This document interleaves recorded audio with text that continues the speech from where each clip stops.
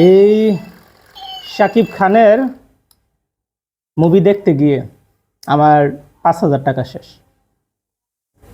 Movie দেখতে গেছি বসুন্ধরায়, সেইখানে যাওয়ার পর হঠাৎ করে এই ডলটা পছন্দ হয়ে যায়, তখন এইটা কিনে নিয়ে এসে পড়ি।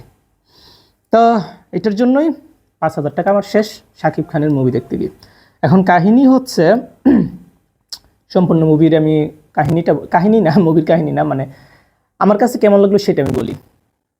এখানে হচ্ছে যে আমরা 6 জন সকাল 6টায় তো ঘুম থেকে উঠি, মানে 8টায় আর কি, 8টায় ঘুম থেকে উঠি, তারপর ট্রেনে করে আমরা ইয়াতে যাই।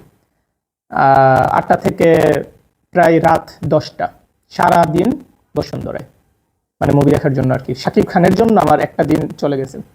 তো মুভির যেটা বলবো যে মুভি কেমন, শুরুর দিক দিয়ে আমি হয়তো একটা স্ট্যাটাসও দিছি, সেখানে বলছি যে সম্পূর্ণ মুভিটা দেখি হয়তো আমি ব্যাটারি রিভিউ দিতে পারি, এটা বলছিলাম।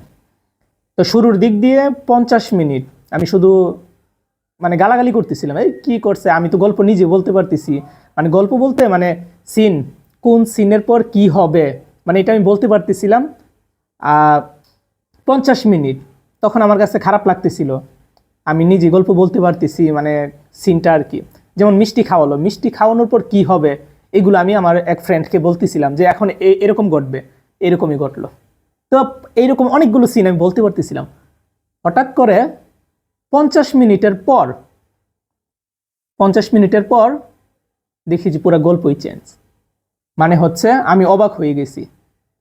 আমি বললাম আচ্ছা, এই জন্যই তো বলি যে একটার পর একটা সিন এরকম কি জন্য হচ্ছিল। তো গল্প পুরাই চেঞ্জ হয়ে গেল, আর ওইখানে আকর্ষণটা ওইখানেই ছিল, ওইটা আমি বলবো না, কারণ সম্পূর্ণ মুভির মেইন আকর্ষণ হচ্ছে ওই জায়গাতে যে সবাই অবাক হয়ে গেছে। তো এখানে গ্রাফিক্স, তারপর ক্যামেরার অ্যাঙ্গেল, তারপর সব কিছু টোটালি আর কি। আর যেহেতু ইন্ডিয়ান যারা আছে তারাও যুক্ত আছে এটার সাথে, তো অবশ্যই ভালো হবে। তো এই মুভি অনেক ভালো হয়েছে, কারণ আমি শুরুটাই করছি এমনভাবে যে আমি একজন রোস্টার, মুভি দেখা শুরু করছি। বললাম না যে 50 মিনিট শুধু আমি গালাগালি করতেছিলাম যে আরে কি মুভি, মানে এটার পর এটা সিন, এটা হচ্ছে, এটা তো আমি নিজে বলতেছি, মানে আমি অ্যাডভান্স বলে দিতেছিলাম যে এটার পরে এটা হবে, আর এইটাই হচ্ছিল। কিন্তু 50 মিনিটের পর গল্প পুরা, মানে আমি নিজে কনফিউজ তখন আর কি, অবাক হয়ে গেছি। তো এক কথায় অসাধারণ হয়েছে মুভিটা। আর আমি ভাবছিলাম যে হয়তো রোস্ট করব, পচাবো, এই নিয়ত করছিলাম, কিন্তু না, মুভি দেখার পর আমি মানে পচানোর কোনো অপশনই আমি খুঁজে পাই নাই। হ্যাঁ, আরেকটা বিষয়, একটা সিন আছে, জাস্ট একটা সিন, ওইটা হচ্ছে যে আপারাচিত নামের একটা মুভি আছে, আম্বি নামের থাকে, যে সে স্মৃতি হারায় ফেলে, তাকে থানার মধ্যে নিয়ে যায়, থানার যে সিনটা আছে ওইটা থেকে হয়তো কিছু অনুপ্রেরণা নিয়ে হয়তো করছে, এই জন্য ওইটা দেখার পর আমার কাছে মনে হলো যে ওইটা, কিন্তু ওইটা টোটালি কোনো বিষয় না।